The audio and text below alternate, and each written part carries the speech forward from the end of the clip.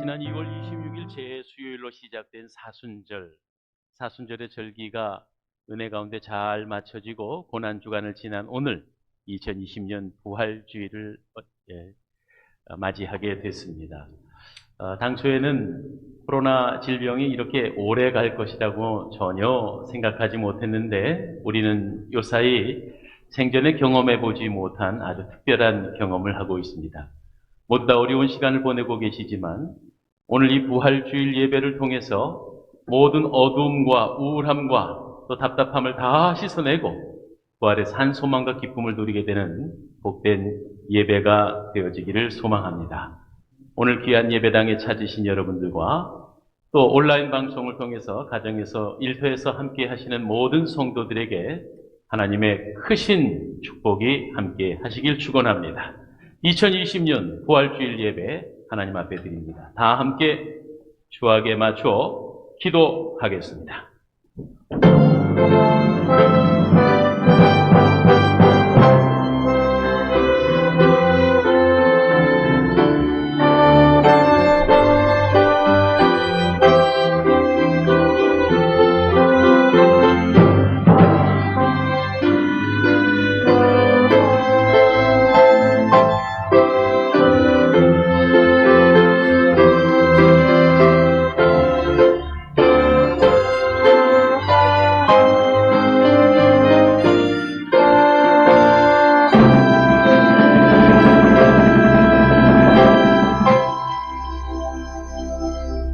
이날 곧 안식 후 첫날 저녁 때 제자들이 유대인을 두려워하여 모인 곳에 문을 닫았더니 예수께서 오사 가운데 서서 이르시되 너희에게 평강이 있을지어다.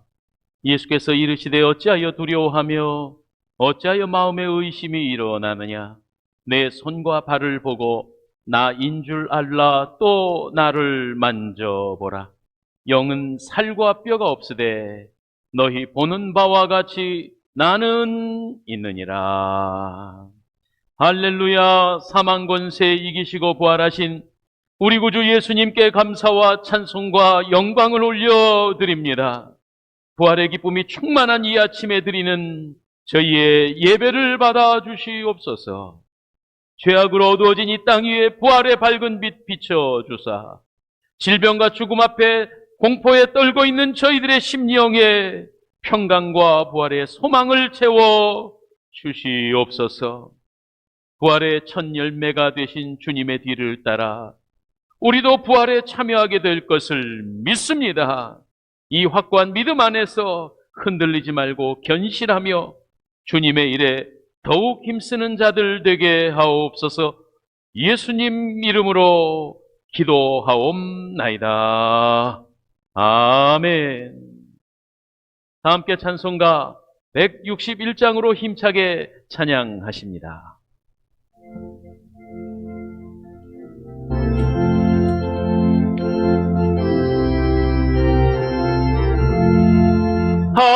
할렐루야. 우리 예수 부활승 전하셨네. 세상 사람 찬양하니 천사와 답하도다. 구주 예수 부활하사 사망 권세 이겼네. 구주 예수 부활하사 사망 권세 이겼네. 할렐루야. 우리 예수 왕의 왕이 되시고 우리들의 중보 되심 성령 증거하시네. 구주 예수 부활하사 처음 열매 되셨네. 구주 예수 부활하사 처음 열매 되셨네. 할렐루야. 우리 예수 금과 티가 없도다. 무덤 속에 있는 죄인 주가 일으키셨네. 구주 예수 부활하사 영광 주러 오시네. 구주 예수 부활하사 영광 주러 오시네.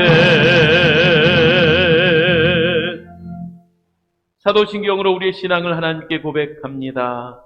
나는 전능하신 아버지 하나님, 천지의 창조주를 믿습니다.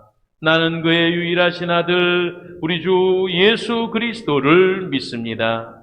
그는 성령으로 잉태되어 동정녀 마리아에게서 나시고 본디오 빌라도에게 고난을 받아 십자가에 못 박혀 죽으시고 장사된 지 사흘 만에 죽은 자 가운데서 다시 살아나셨으며 하늘에 오르시어 전능하신 아버지 하나님 우편에 앉아 계시다가 거기로부터 살아있는 자와 죽은 자를 심판하러 오십니다.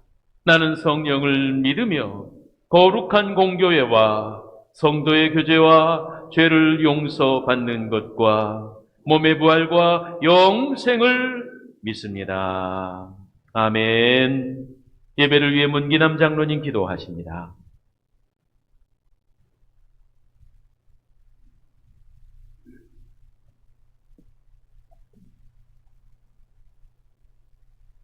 사망 근세를 이기시고 무덤에서 부활하신 생명의 주님이시여, 부활주의를 맞아 저희들 주님의 몸된 성전에 불러주시고 예배하게 하시니 감사하며 영광과 찬양을 드립니다.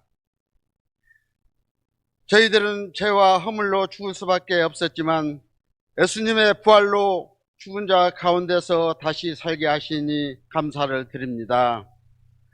세상에 살면서 알고 모르고 지은 죄 이 시간 회개함으로 저희들이 새롭게 변화되고 믿음과 용기를 거듭나게 하여 주시옵소서. 영과 진리로 예배하게 하시고 거듭나게 하여 주시옵소서. 지역사회를 섬기며 주님의 사명을 감당하는 사랑의 동산교회 되게 하여 주시옵소서. 여호와 하나님 아버지, 코로나19 전염병으로 나라가 여러 면에서 어려운 가운데 있습니다.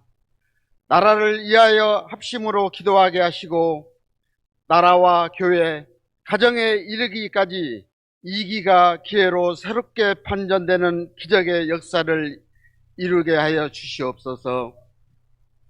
주님, 어려운 시기를 이겨내고자 애쓰는 저희 모두가 생명과 이웃과 존엄과 사랑과 연대의 중요성을 더 깊게 깨닫게 하시고 배려와 돌봄으로 희망을 나누는 공동체로 거듭나는 은총을 내려 주시옵소서.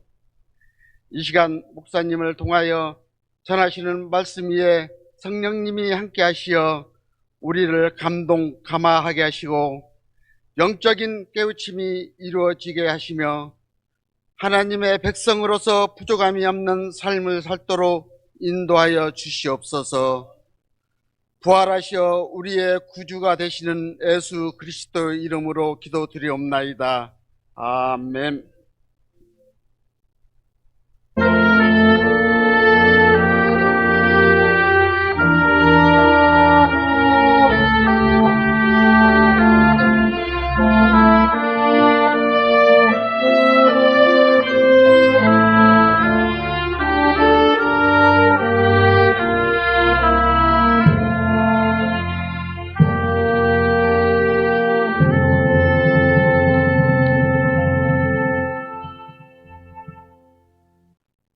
부활의 이 아침에 하나님께서 주시는 은혜와 생명의 말씀입니다.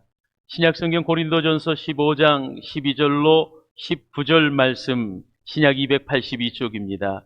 이 고린도전서 15장은 부활장이라고 하는 별명을 가지고 있는 아주 중요한 핵심적인 중요한 말씀 되겠습니다. 오늘의 본문 말씀 다 함께 찾으시고 눈으로 마음으로 읽어주십시오. 제가 올려 읽겠습니다. 그리스도께서 죽은 자 가운데서 다시 살아나셨다 전파되었거늘 너희 중에 어떤 사람은 어찌하여 죽은 자 가운데서 부활이 없다 하느냐. 만일 죽은 자의 부활이 없으면 그리스도도 다시 살아나지 못하셨으리라. 그리스도께서 만일 다시 살아나지 못하셨으면 우리가 전파하는 것도 헛것이요 또 우리 믿음도 헛것이며 또 우리가 하나님의 거짓 증인으로 발견되리니 우리가 하나님이 그리스도를 다시 살리셨다고 증언하였습니다.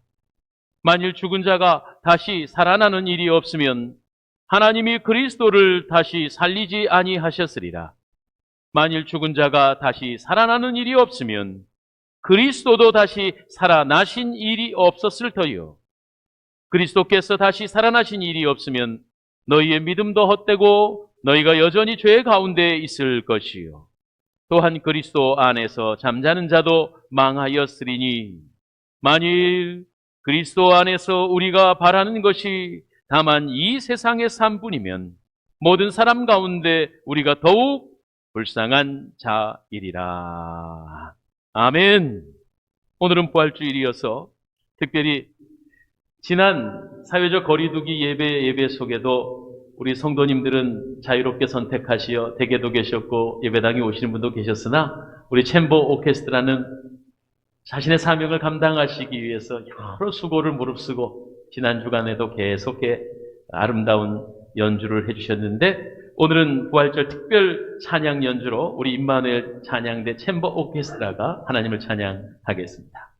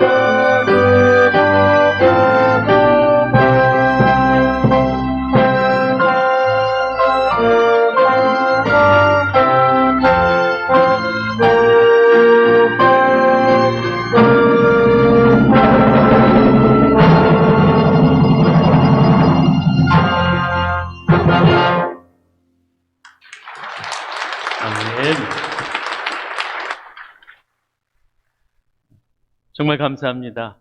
훌륭한 연주로 하나님의 이름을 더욱더 아름답게 높여 드렸습니다. 지난 2월 26일이 제수요일로서 사순절이 시작됐습니다.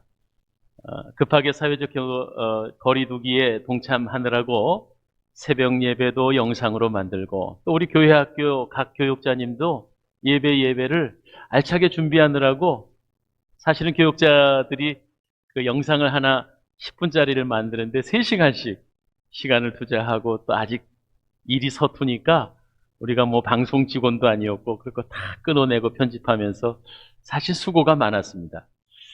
한 2, 3주 지나면 되겠지 했는데요. 예상을 업고 이 부활주일까지도 여전히 이 코로나 질병에 관한 소동이 그치지 않고 있습니다. 참 다행스러운 것은 우리나라가 초기 대응을 잘해서 다른 유럽의 미국의 어떤 나라들보다 정말 우리나라 자랑스러운 나라다 하는 생각을 다시 한번 해보게 됐고요. 저는 이번에 이러한 여러 가지 어려움 가운데서 깨닫는 것이 있습니다. 바람, 물, 비, 공기 이런 너무나 흔한 것들에 관하여서 그러나 그것이 얼마나 소중하고 귀한 것인가 하나님께서 우리에게 허락하신 이 대자연의 은총이라는 것 다시 한번 깨달은 것처럼 우리가 마음껏 예배당에서 찬송하고 예배하는 거 당연한 것처럼 여겼는데 그것처럼 소중하고 귀한 것이 없구나 하는 것을 다시 한번 깨닫게 됐고요. 우리 성도님들도 동일할 것이라고 저는 믿습니다. 정말 하나님 다시 한번 빨리 우리에게 회복을 해주시면 성실하게 예배 드리겠습니다. 하나님 찬송하고 모이는 일에 힘쓰겠습니다 하는 그런 각오와 결단이 있었던 그런 기간이었습니다. 조금 많이 견디기 어려운 기간을 보내고 계시지만 우리 성도들 조금만 참아주시면 아마 조만간 우리가 그토록 소원하는 것처럼 예배당에서 마음껏 모여서 찬송할 수 있게 될 것을 믿습니다. 할렐루야. 네, 오늘 이 방송으로 댁에서 일터에서 함께 또 예배하시는 귀한 성도님들의 삶 속에서도 동일한 은혜가 함께 하시기를 소망합니다. 감리교의 우리나라의 첫 선교사로 오신 분이 아펜젤러 선교사로 잘 알려져 있습니다. 아펜젤러 선교사님은 1858년도 그래서 1902년에 우리나라에서 사역 중에 순교 돌아가셨습니다. 아펜젤러 선교사가 당시에 인천 제물포항에 내려서 우리나라 조선 땅에 첫 발을 탁 내딛고 그 자리에서 무릎을 꿇고 했던 기도문입니다. 들어보십시오. 주님, 우리는 부활의 주일에 여기 왔습니다. 이 날에 죽음의 철장을 부수신 주님께서 이 조선 땅의 백성을 얽매이고 있는 우상 숭배와 부정의 줄들을 끊어주시고 조선 땅에 그들로 하여금 하나님이 얻는 빛과 자유를 누리게 하소서. 아펜젤러 선교사님이 우리나라 조선 땅에 첫 발을 내디딘 날이 바로 부활절 새벽이었다고 합니다. 그런데 우리 아펜젤러 선교사님이 어떻게 우리나라 땅에서 순교하시게 됐는가에 관해서도 잠시 소개를 하면요.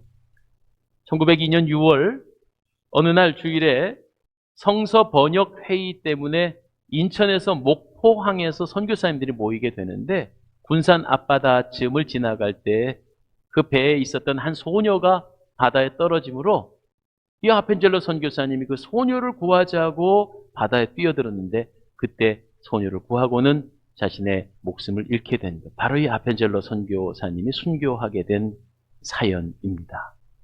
그뿐이 아니라 아펜젤러 선교사님의 자녀들은요, 그 이후에도 우리나라 조선 땅의 선교를 위해서 애썼고, 우리가 잘 아는 저기 서울의 양화진 선교사 묘지에서 묻혀 있습니다. 정말 이 귀한 선교사님들의 눈물과 피와 희생을 통해서 오늘 우리나라 대한민국이 이렇게 하나님을 믿는 많은 백성들이 세워졌고 또 이렇게 교회가 아름답게 세워졌음을 부활의 역사가 아니지 않겠습니까? 그런데 저는요, 부활절 이미 몇 주 전부터 부활절 설교를 준비하면서 부활은 사실이다. 오늘 설교의 제목이죠. 부활은 팩트다. 이렇게 말하면서 준비하고 있었는데 공교롭게도 어제 메이저 신문사인 중앙일보의 종교란에서요. 종교란에 기독인 사도신경 오해 말라 부활은 육신의 소생이 아닌 까닭이다 라는 제목으로 기사가 났습니다. 부활은 육신의 소생이 아니다. 천주교 신부인 정양모 신부님이 기고를 한 내용인데 부활절 하루 전날 부활은 육신의 부활이 아니다 착각하고 있다 하면서 그 내용들이 뭐냐 하면 사람의 부활, 예수님의 부활은 의미를 부여한 것이지 사람이 살아난 게 아니다 이런 얘기예요.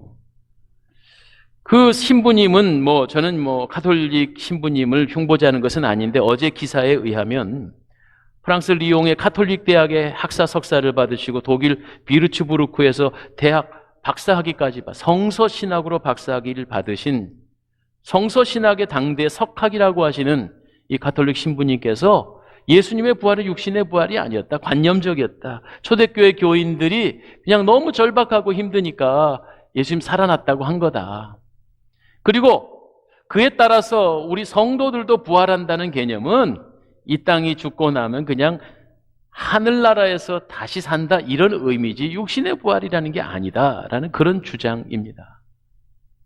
그것이 신학적으로 혹은 문헌적으로 맞는지 틀리는지 이런 논쟁을 하자는 것이 아니고 저는 말씀으로 돌아가서 오늘 부활장인 고린도전서 15장에 우리가 이미 함께 읽었던 것처럼 당시에 이 성경책이 쓰여졌던 신약성경의 시대에도 영지주의라고 하는 이단들이 있어서 육신의 부활과 예수님의 부활을 부정하는 이들이 있었습니다.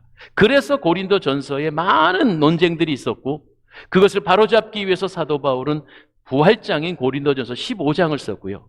우리가 방금 읽었던 15장 12절에 보면 너희들 중에 어떤 사람들이 죽은 자 가운데 부활이 없다 하느냐 이렇게 시작하는 본문입니다.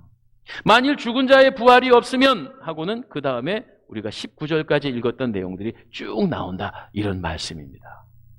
사랑하시는 여러분, 우리의 상식으로 혹은 만능이라고 하는 현대 과학으로 어떻게 죽은 사람이 다시 살아납니까? 이해가 되질 않는 거죠. 그런데 우리의 이성과 과학이 증명해낼 수 없는 것이 아니다 이런 말씀이죠. 오늘 이 부활절 아침에 저는요 부활이 없으면 부활이 거짓말이면 고린도서 15장에 말하는 것처럼 다음에 몇 가지들은 사실 다 없는 것이죠. 기독교 신앙의 뿌리가 없는 것이죠. 어떤 이들은 십자가 은혜로 내가 예수님 믿어요. 그리고 구원받으면 끝 이렇게 생각하시는 분들이 있는데 아닙니다. 그보다 하나 더 나아가서 십자가의 죽음 이후엔 반드시 부활의 믿음이 있어야 이 온전한 신앙이 된다는 사실을 오늘 본문을 통해서 우리는 다시 한번 확인해야 할 것입니다. 질문을 그래서 해보는 거예요. 만일 부활이 사실이 아니라면 예수님의 부활도 거짓이 되는 거죠. 저는 첫 번째 부활이 사실이 아니라면 13절에 이렇게 말하고 있습니다. 만일 죽은 자의 부활이 없으면 그리스도도 다시 살아나지 못하셨으리라. 이것을 조금 더 바꿔 말하면 그리스도의 부활의 사건이 사실이기 때문에 바로 예수님께서 우리의 메시아가 될 수 있는 것이고 또한 우리가 믿는 신앙의 뿌리가 되는 것이다. 부활이 없으면 아무것도 아닙니다. 부활의 신앙이 우리에게 얼마나 중요한지 다음에 이야기를 하나 해드릴게요.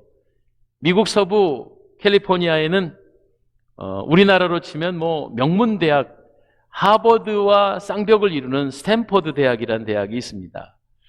그런데 이 스탠퍼드 대학이 설립되게 된 이야기이죠.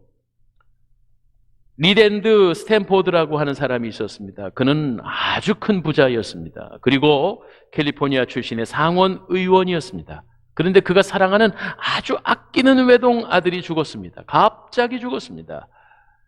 잘생기고 수재였던 외아들이었습니다. 극도의 슬픔에 빠진 이 스탠퍼드 아버지는 장례식에서 할 말을 잃어버리고 그 길로 삶의 희망을 잃어버렸습니다. 시름시름 알아가며 거의 죽어가고 있었습니다. 그런데 어느 날 이 아버지 스탠포드의 꿈에 죽었던 아들이 나타납니다. 그리고는 그 아들이 아버지에게 뭐라고 말하냐면, 아버지, 걱정하지 마십시오. 저는 부활하신 예수님 곁에 있습니다.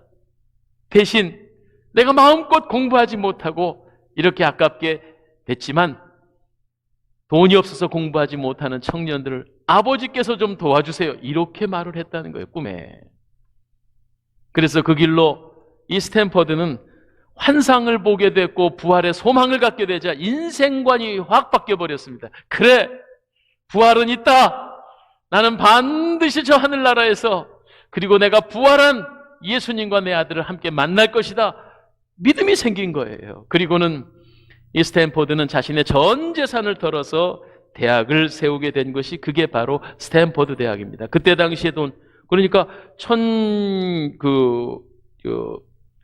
그때 당시에 이 대학이 세워졌던 1891년도에 2천만 달러였다고 합니다. 우리나라 돈으로 지금 환산을 해도 260억 정도 되는 돈이죠. 그러니 1800년도 말에 260억, 얼마나 대단한 돈입니까?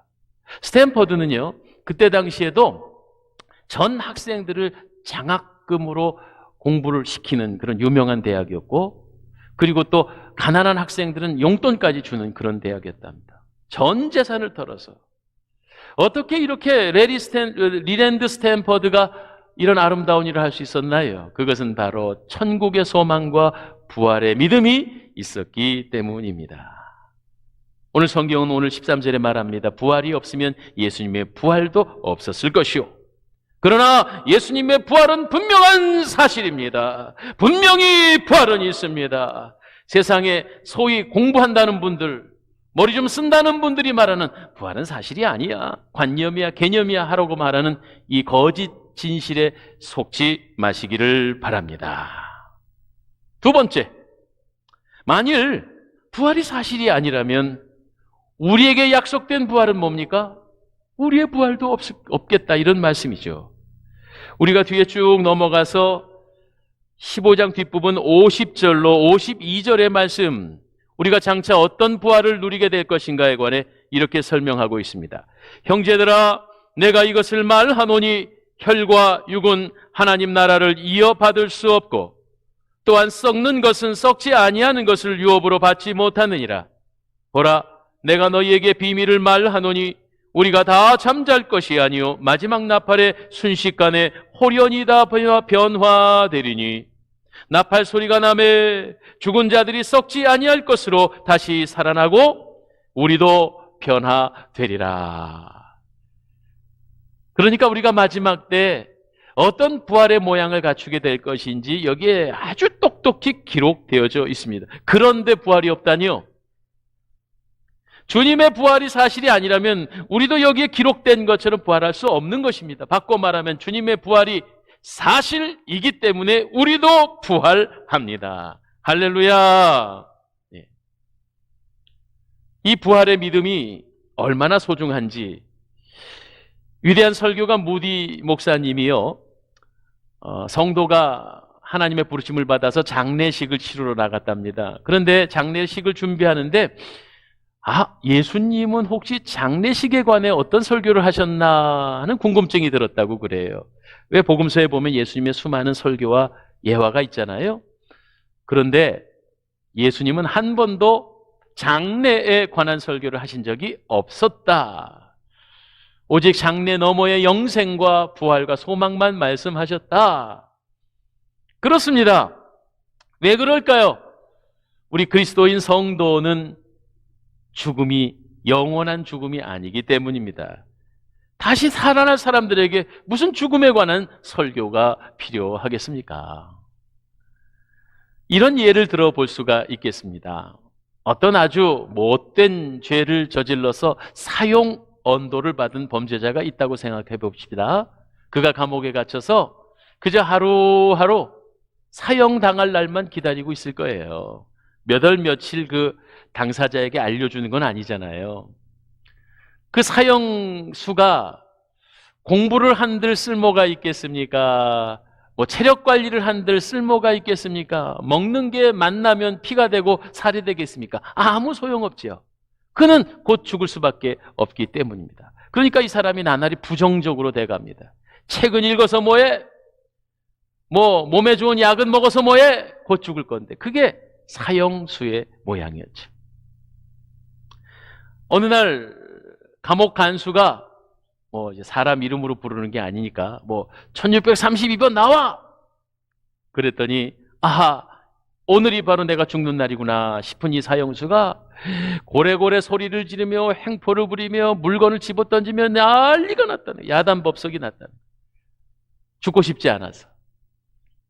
그런데 이 간수가 이렇게 말했습니다. 아, 왜 이렇게 야단이요? 대통령의 명령으로 인해서 오늘 당신은 사면됐어! 그러니까 이 사형수가요, 너무너무 좋아서 벌쩍벌쩍 뛰며 소리 지르고 기뻐했는데 그가 무슨 생각을 했겠습니까? 아, 이제 나는 살게 됐다. 그러니까 그에게는 이제 소망이 생기는 거예요. 공부도 하고 싶고 몸 관리도 하고 싶고 나가면 뭐 하나 하는 소망도 꿈도 생기고. 충분히 여러분 더 생각의 폭을 넓혀볼 만한 일입니다. 에덴 동산의 아담과 하와의 범죄 이후로 인류 모든 인생들은 사형수와 같이 죽으면 그것으로 끝장나는 삶을 살아가는 존재입니다. 그러나 예수 그리스도께서 우리의 죄를 담당하시고 우리 죄를 용서하사 십자가에 죽으시고 3일 만에 부활하셨다는 이 사실은 우리에게 사면권을 얻은 것 같은, 면죄부를 얻은 것 같은, 그래서 우리는 죽음 너머의 부활의 삶을 소망할 수 있게 되었습니다. 할렐루야! 이것이 바로 세상의 십자가의 은총을 모르는, 부활을 모르는 사람들의, 세상 사람들의 상태와 그리스도인의 상태의 비교입니다. 이 얼마나 다른 삶을 살아가는 줄 아세요? 한마디로 말해서 우리는 죽어도 다시 사는 인생입니다. 믿으십니까? 그렇기 때문에 이 인생에 목숨을 걸지 않습니다. 우리 모두는 예수 십자가의 그 크신 대속의 은총을 통해 구원을 받았고, 그리고 다시 예수님의 부활하신 것이 모범이 되어져서 얼마나 우리가 미련한지 어떻게 죽은 자가 살아나요? 그런 모델을 보여주신 거예요. 그것이 바로 예수님의 부활이시며, 예수님의 부활처럼 우리도 주님 안에서 다시 부활할 것임을 믿습니다. 또 세 번째 질문입니다. 정말 부활이 사실이 아니라면 우리의 믿음도 헛것입니다. 본문 14절 이렇게 말합니다. 그리스도께서 만일 다시 살아나지 못하셨으면 우리가 전파하는 것도 헛것이요 또 너희의 믿음도 헛것이며, 17절도 있습니다. 그리스도께서 다시 살아나신 일이 없으면 너희의 믿음도 헛되고 너희가 여전히 죄 가운데 있을 것이요. 여러분, 정말 이거 심각한 문제입니다. 아, 기독교 뭐 좋은 종교지, 뭐 사람 고매해지고 인격적이고 좋은 사람들 많고, 이것은 종교심에 의한 기독교를 선택한 분들은 부활이 믿어지지 않는 거예요. 그런데 그렇게 되면 그 믿음은 어떻게 된다고요?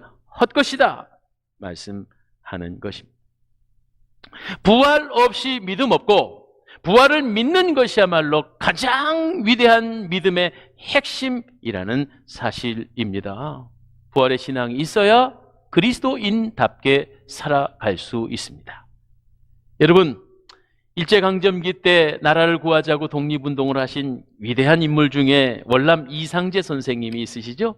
이상재 선생님이 독립운동을 하다가 일제경찰에 잡혀서 감옥 생활을 하시는데, 워낙 이분이 유력한 분이니까 함부로 고문을 하고 죽이거나 하면 안 되겠지요. 그러니까 일제에서 이상재 선생님을 회유하는 거예요. 변절시키려고 계속 사람을 붙여서 회유를 하는 것입니다. 친일파 어떤 사람을 붙여갖고 이상재 선생님과 하는 대화입니다. 들어보세요. 선생님, 지금 일본에서 나 돈을 엄청나게 주셨으니 이제는 그만 고생하시고 이 돈 가지고 시골에 가서 조용히 편히 사시지요. 그러자 이상재 선생님은 그 돈 뭉치를 밀어놓으며 나는 돈으로 사는 사람이 아니다. 나는 말씀으로 산다. 이렇게 말을 한 거예요. 도저히 설득이 안 되는 거죠. 그러니까 이 사람이 너무 당황하면서 아이고, 인도에 간 뒤는 100살을 살고 영국의 누구누구는 얼마 동안 사는데 선생님 도대체 얼마나 사시려고 이러십니까? 그러자 이상재 선생이 그 사람에게 여보게 이 사람아, 사람이 한 번 났으면 영원히 살지 죽기는 왜 죽나? 여러분, 우리는 이 말씀이 이해가 되십니까? 그러나 그 상대는 도무지 납득이 되질 않겠지요. 그러니까 또 물었습니다. 진시황은 불로초를 먹고 오래 산다고 했지만 도대체 선생님은 무슨 불사약을 드셨길래 안 죽는단 말입니까? 그러자 이상재 선생님은 그것이 바로 불사약이 여기 있지 하나님의 말씀일세, 이렇게 말을 했다고 하지요. 나는 이 말씀으로 살고 그리고 이 말씀으로 영원히 살고 죽어도 부활한다. 죽음을 불사한 사람에게 무슨 회유가 필요하고 무슨 설득이 되겠습니까? 여러분, 죽어도 다시 사는 사람은 죽음을 두려워하지 않는 거죠. 일제의 고문과 협박을 절대 두려워하지 않습니다. 이것이 믿음이지요. 이것이 바로 우리가 믿는 믿음의 핵심이지요. 이 부활이 없다면 이 믿음조차 없는 것입니다. 부활은 사실입니다. 그리고 우리의 믿음도 진실입니다. 할렐루야. 끝으로 부활이 사실이 아니라면요, 오늘 본문의 말씀에 보면 우리 수고에 대한 보상도 없습니다 입니다. 19절 말씀을 읽어드릴게요. 만일 그리스도 안에서 우리가 바라는 것이 다만 세상의 삶뿐이면, 그러니까 이 생밖에 없다고 한다면 모든 사람 가운데 우리가 더욱 불쌍한 사람이다 이 말이에요. 우리 사랑하는 성도 여러분, 특별히 우리 사랑의 동산교회 성도 여러분, 그리스도인답게 살아가는 일에 얼마나 수고하십니까? 남들이 그렇게 좋다고 하는 주일날 뭐 꽃놀이도 가고 또 쾌락과 즐거움에 내 자신을 던져버리고, 그러나 우리는 그렇게 살 수 없잖아요. 왜죠? 왜죠? 하나님의 백성이니까요. 하고 싶은 일 참고 육신이 요구하는 일 거절하고 십자가에서 세상과 나는 죽고 주님을 기쁘시게 하고 세상을 복되게 하는 복의 통로로 살아가기 위해서 얼마나 많은 수고를 하십니까? 그런데 만일 부활이 없다면 이 모든 수고는 다 헛된 것이다, 이런 말씀입니다. 우리가 진짜 불쌍한 사람이죠. 그러나 염려하지 마십시오. 부활은 사실입니다. 비행기가요, 이 공중에 날아가는 비행기가 만일의 사태를 대비해서 그 무슨 사고를 당해서 폭발이 돼도 절대로 부서지지 않는 거 하나 있습니다. 비행기 안에 그 사고 기록을 담고 있는 블랙박스라는 것은 웬만해서 부서지거나 잘못되지 않고 그거 자료를 잘 보존하고 있다고 그럽니다. 이와 마찬가지로 사람이 죽으면 그대로 사라져 버리는 것이 아니라, 사람은 한 번 죽은 것은 정한 것이지만 죽음 후에는 반드시 심판이 따릅니다. 근데 말이, 단어가 부담스러워서 심판이지, 주님을 알지 못하는 사람들에게는 심판받는 것이지만 우리 믿는 사람들에게는 상받는 날인 것을 믿습니다. 하나님께서 우리의 생애를 모든 것을 통틀어서 불 속에 집어넣으시는 거예요. 그래서 다 없어지는 것이 아니라 영원히 타지 않는 금면류관 같은 것만 상급으로 남는다 하는 말씀입니다. 이게 사실 고린도전서 4장에 기록되어져 있습니다. 각 사람에게 하나님께로부터 칭찬이 있으리라. 3장 12절로 15절에 보면 너희의 믿음의 확실함은 불로 연단하여도 없어질 금보다 더 귀하여 예수 그리스도께서 나타나실 때에 칭찬과 영광과 존귀를 얻게 된다. 이것이 바로 심판입니다. 저는 바라기는 우리 사랑의 동산교회 성도들, 믿음의 가족들 모두 다 하나님 앞에서 심판받으실 때 책망이 아니라 칭찬과 상급받게 되실 것을 믿습니다. 그렇습니다. 만일 부활이 사실이 아니라면, 어떤 공부 좀 많이 했다고 하는 이상한 자유신학자가 말하는 부활이 사실이 아니라면 예수님의 부활도 거짓이 될 것이요, 우리의 부활도 없게 될 것이요, 부활이 없다면 우리의 믿음도 헛것이요, 그리고 우리가 이 땅에서 수고하고 있는 이 모든 수고의 보상도 없다는 거죠. 그러나 여러분 절대로 속지 마십시오. 부활은 사실입니다. 그리고 믿음의 보상이 있을 것입니다. 우리도 예수님 따라 부활할 것입니다. 우리의 믿음은 참 진리입니다. 할렐루야. 이러한 믿음을 소망하면서 부활의 믿음을 가지고 세상을 넉넉히 이겨 나가시기를 바랍니다. 끝으로 예수님의 천국 비유 중에 마태복음 13장 44절 이하에 보면 밭에 감추어진 보화를 발견한 농부에 관한 이야기가 나옵니다. 참 이 이야기가 신비한 내용이에요. 그냥 에피소드로 그거 참 재밌구나 이렇게 받기에는 매우 대단한 내용이 담겨져 있습니다. 여러분, 제가 조금 더 이게 회화적으로 연출을 해보면 이렇습니다. 가난한 농부가 남의 밭에 소작농으로 근근히 먹고 살았어요. 얼마나 가난하게 살았는지 몰라요. 그런데 어느 날 밭갈이를 하는데 무엇인가 턱 걸리는데 상자가 나왔고 그 상자는 금은보화가 들어있는 거예요. 아무도 본 사람 없지만 나만 아는 거예요. 이 농부가 생각하기를 이 밭, 비록 나한테는 힘겨운 금액이 되겠지만 이 밭을 사면 이 보화 상자는 내 거다. 그래서 그 길로 집에 가서 세간살이를 다 팔아서 밭을 살려고 합니다. 아직까지는 이 소문나면 큰일 나겠죠? 아내에게도 말하지 못합니다. 그런데 아내가 이 농부를 바라보면서 여보 미쳤어? 이가 너무너무 가난해 허덕이더니 미쳤나? 그 쓸모없는 땅을 왜 살려고 그래요? 그래도 농부는 알아요. 그죠? 농부는 알아요. 여보 내가 지금은 말 못하지만 이 땅을 사기만 하면 우리 가난 끝이야. 그때 때마침 자식이 와서 빵점짜리 시험지를 내놓는단 말이에요. 옛날 같으면 아버지가 고생하는데 자식이 공부 안 하고 저렇게 말썽 피우면 얼마나 속상하겠어요. 그런데 이 애비는요, 이제 곧 조금만 있으면 내가 이 땅을 소유하면 우리 집 부자 되니까 아들에게 말하는 거예요. 야, 공부 좀 못하면 어떠냐? 튼튼하게만 자라라. 달라졌지요.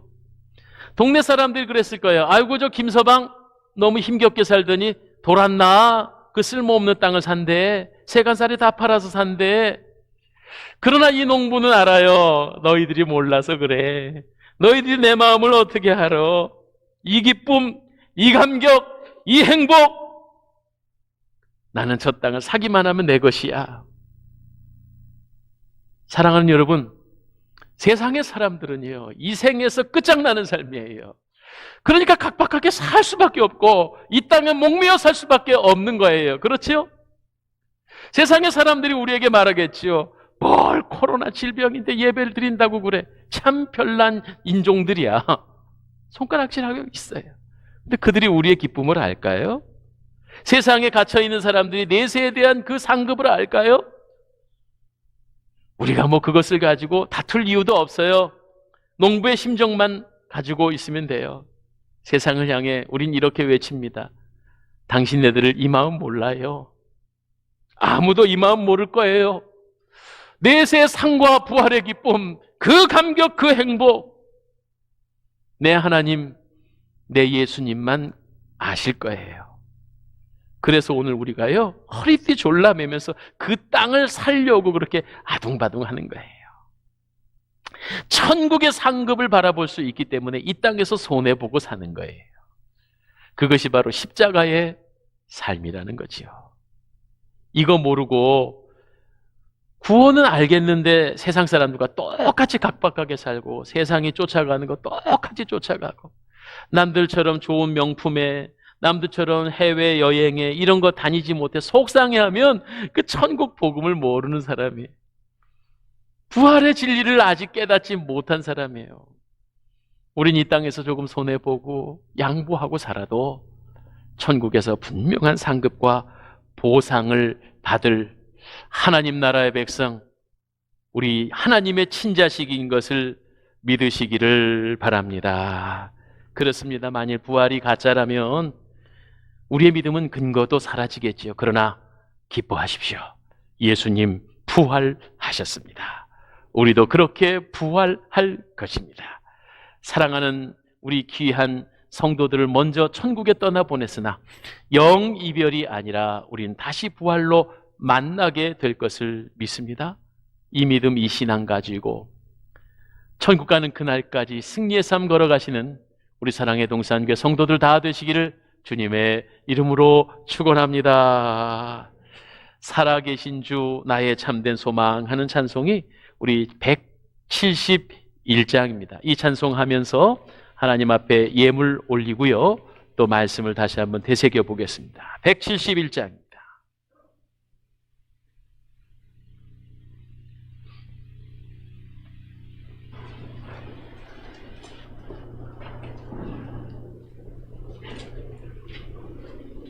네.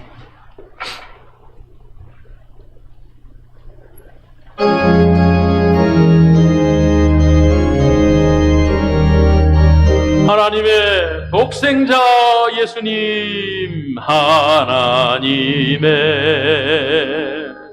독생자 예수 날 위하여 오시었네. 내 모든 죄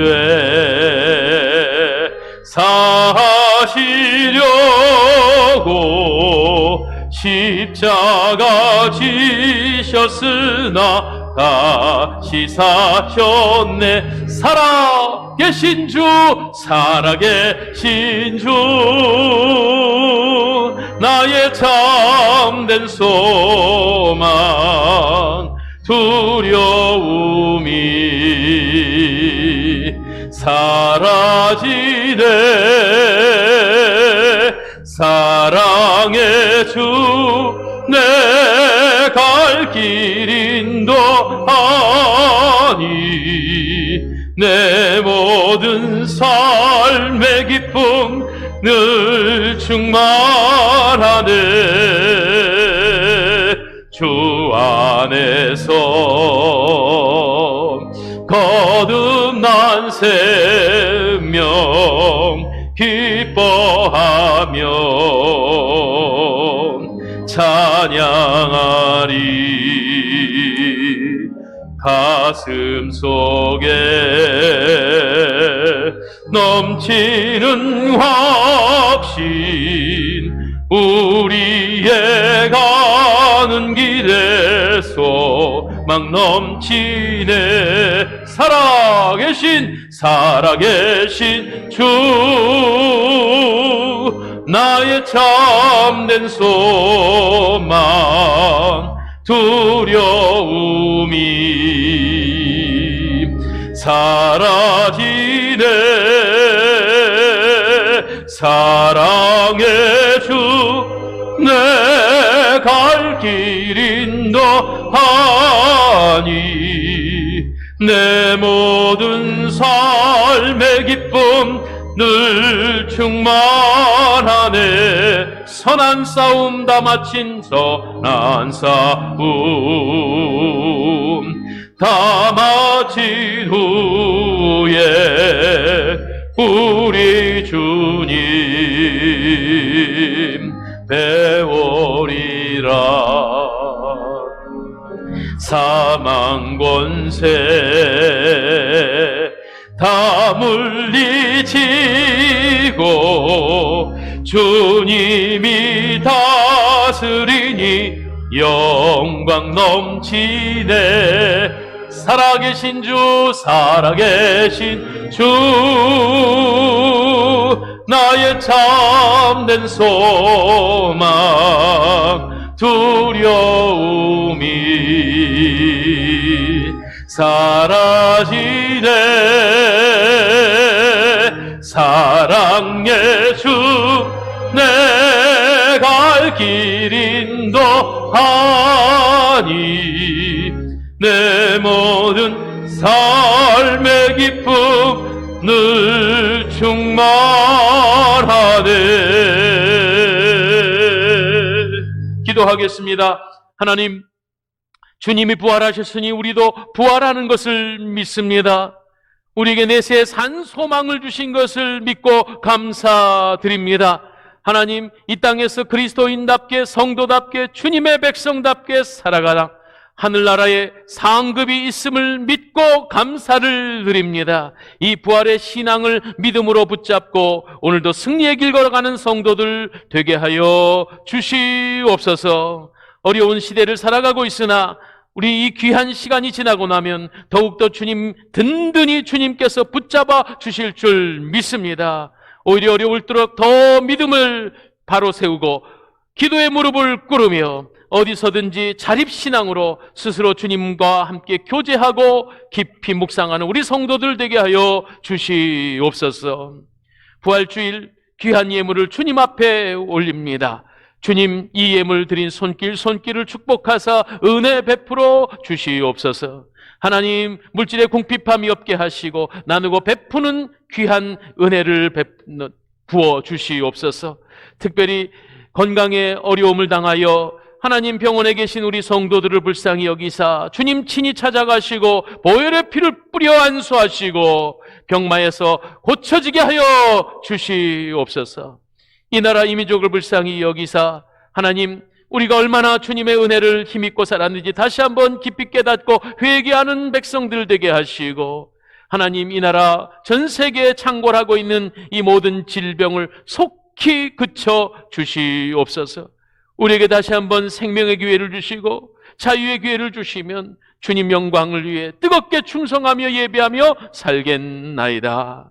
예수님 이름으로 간절히 기도하옵나이다. 아멘. 아멘. 할렐루야. 교회 소식 전합니다. 오늘 부활주일 여러분 귀한 여러분의 삶 속에 부활의 산소망으로 회복되시기를 주의 이름으로 축복합니다.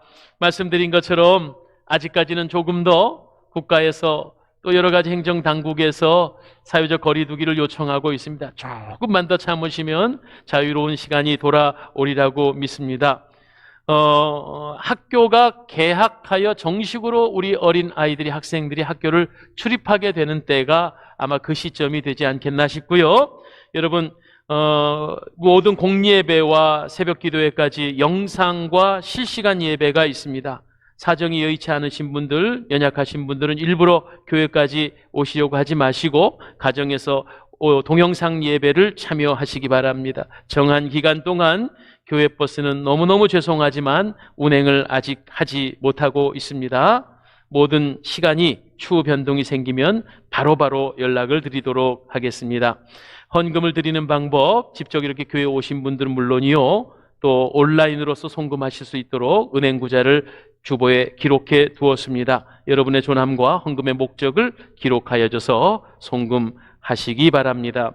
지난 사순절 특별 새벽 기도회를 소책자를 통해서 했는데요. 조금 더 길어지는 바람에 이달 말까지 새롭게 새벽 예배 교과서, 새벽 예배 책자를 이렇게 제작을 했습니다.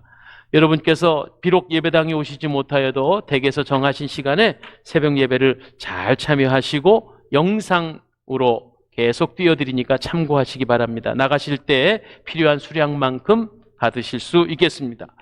오늘은 부활주일 예배이고요. 부활 계란을 우리가 빠질 수 없지요.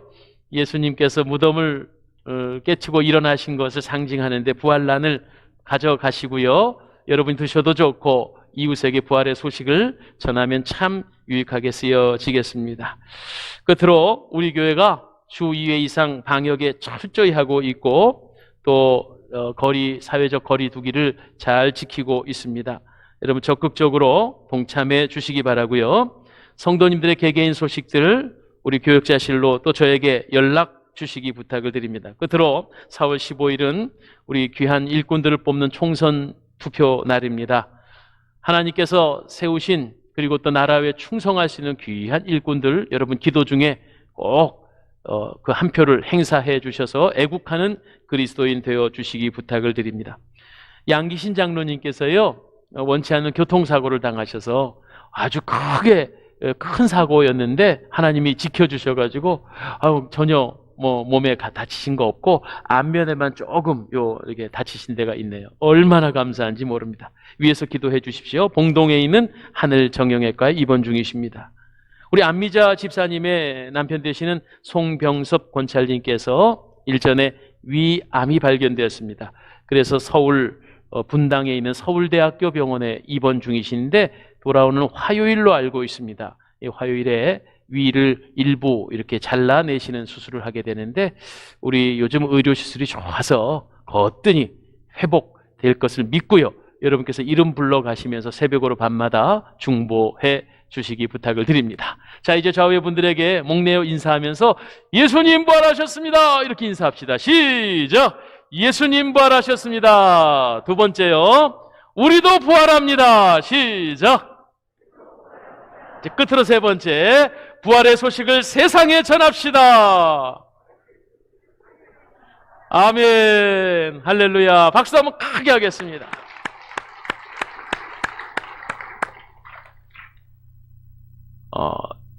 모든 순서는 축복의 기도로 패하겠습니다. 한 주간 동안도 건강하게 행복하게 잘 지내시다가 또 뵙겠습니다. 기도합니다. 하나님, 이 시간 특별히 중보하여 기도하오니 송병섭 권찰님 화요일에 위암 수술을 하게 될 터인데 무엇보다 두렵지 않게 하시고 의로운 팔로 붙잡아 주옵시며 놀라운 하나님의 치료의 광선을 베풀어 주셔서 거뜬히 회복되게 하여 주실 줄 믿습니다. 이제 부활의 산소망을 마음속에 가득 담고 세상을 향하여 나아갑니다. 한 주간도 흩어져 있으나 늘 주님의 성전을 가까이 하며 예배하고 기도하는 우리 성도들 되게 하옵시고 어두운 세상의 부활의 소식을 전파하는 믿음의 백성들 되게 하옵소서.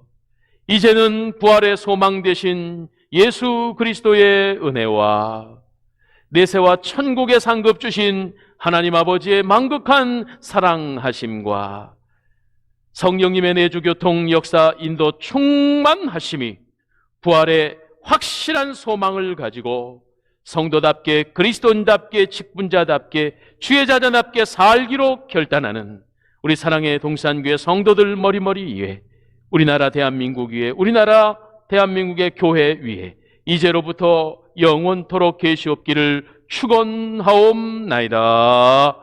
아멘.